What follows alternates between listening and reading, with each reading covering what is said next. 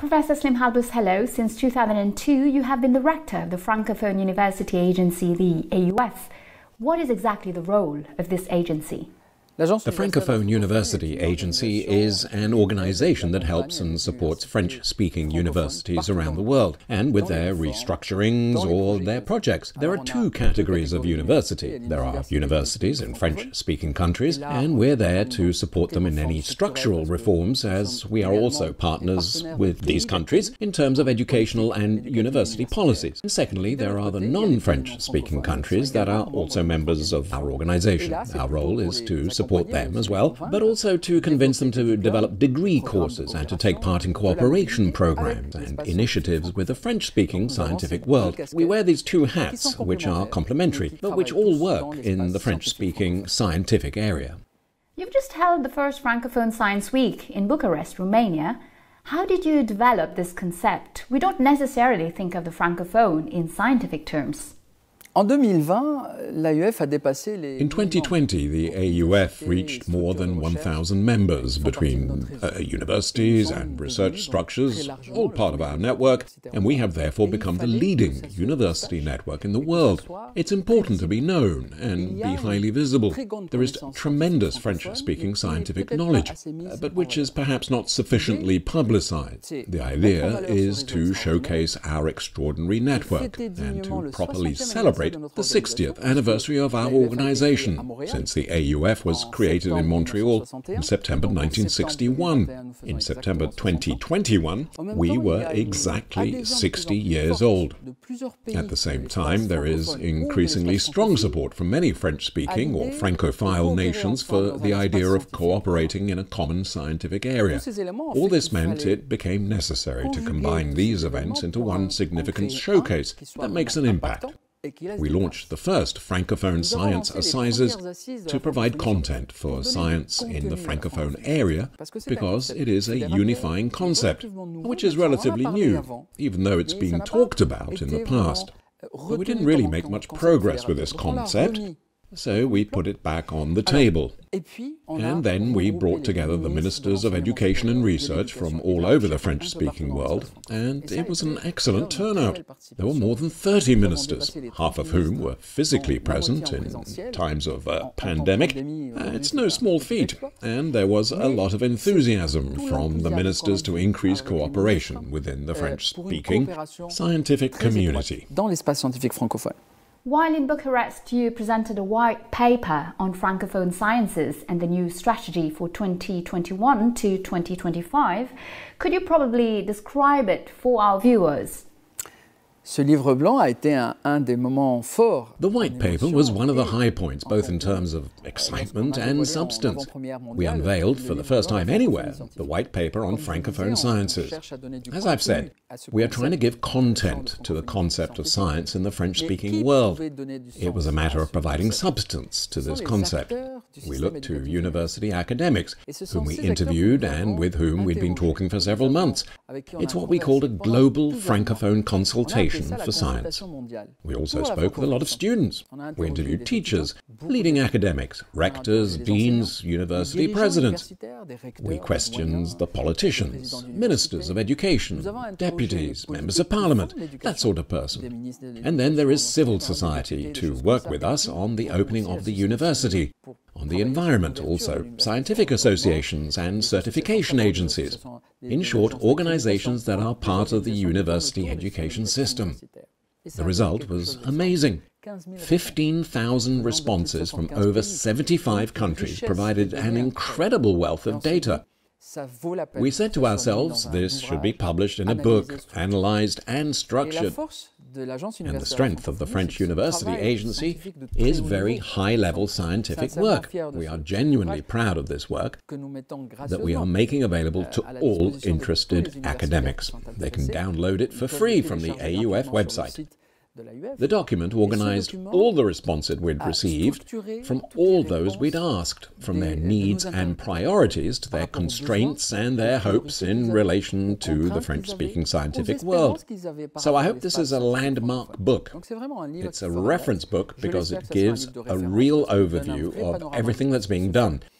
It's already proved useful because the new strategy that we proposed and that we have now validated within the framework of our General Assembly in Bucharest was essentially based and built around the comments and the priorities expressed by our members. Therefore, the white paper is available to everyone so it can be debated and discussed. The white paper presents themes and country files. The country files are a detailed analysis by region or by country, specific to the education and university system. You mentioned constraints. Which grievances struck you the most personally? It's easy to give you a general answer. Why? Well, because the 5 axes the AUF will prioritize between 2021 and 2025 are those which are the most cited in our global consultation, and therefore which appear in the white paper. These axes are essentially the internationalization of universities, networking, partnerships, employability, and entrepreneurship. It's a big challenge for most of the countries of the South today, because for years we dreamed of developing more skills. We dreamed of having more young people at university. And finally, in Africa, for example, enormous efforts have been made for the past 15, 20 years to have many more young people in university. The paradox is that after all these years of effort, we find ourselves with an unemployment rate of graduates even higher than before, because we have not been able to open up the job market, because quality has not necessarily followed quantity. There are many elements like that, important questions for our host countries that are at the heart of our strategy, the employability of graduates. Then there's the digital transformation that everyone is talking about. Everything is talking about it because it was impacted by the crisis, and even the most skeptical are now convinced. But it's a question of how to do it. Well, since we often talk about digital transformation in relation to educational stability, it's classic distance learning so as not to interrupt lessons. We also talk about digital transformation in research so that research improves the use of technology. And we're also forgetting a third element that we incorporated into our strategy, and that is governance. University structures in the countries of the South sometimes have difficulties with top-heavy management, administration, and so on. Putting new technologies online and using them remotely to facilitate procedures, to facilitate the management of student education is also something that has been called for, and we have also introduced it into the strategy. So internationalization, partnership, employability, entrepreneurship, digital transformation, and governance are very important elements. Another axis that emerges very clearly in the survey is research. And not just any research. It is research that provides solutions to our countries. Research, some call it applied research, others call it action research. In short, research and development. There are other organizations that are interested in basic, academic, classical research, and that's fine, because that is also necessary. But we, as a development agency, help universities and countries with their university education systems. We need to focus on what the universities can offer countries in the way of solutions. The economic role of universities is often underexploited, not emphasized enough in many countries, especially emerging countries. And therefore our role at the AUF is to help the universities to highlight their capacities, their competencies, also economic. We are often seen, we academics, as interesting in terms of training young people or in the social aspects too, but not enough about the economic aspect. However, the economic dimension is very important. Today, companies can find the answers many of them are looking for at university.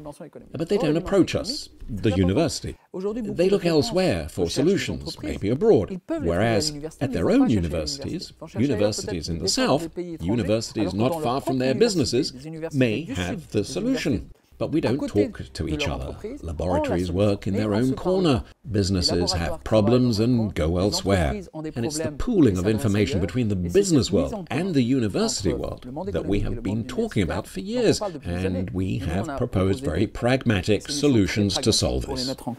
The ministers attending this week signed the Bucharest Manifesto. What is it concretely? AUF wants to find a different way to work with participating countries, beyond the pure scientific aspects, with universities, with university educational structures. We want to work with states and governments on their educational and university policies. Why? Because, quite simply, we have seen that when we are in contact with political decision makers, our actions are more effective, since we propose projects that are in line with the priorities of those countries. And so our manifesto clears the way for a policy of French-speaking scientific diplomacy, common to the French-speaking world. And that could only be done with the ministers in charge of education and higher education. We proposed this sharing of information and they quickly agreed to it. It's a wonderful piece of work. It's not quite signed yet because it's being co-drafted, something that we decided at the meeting. We're going to make a draft, a first version, which will be sent to the ministers who will amend it, validate it, and then we will publish this manifesto, and I hope it will prove to be one of the most interesting features of the summit.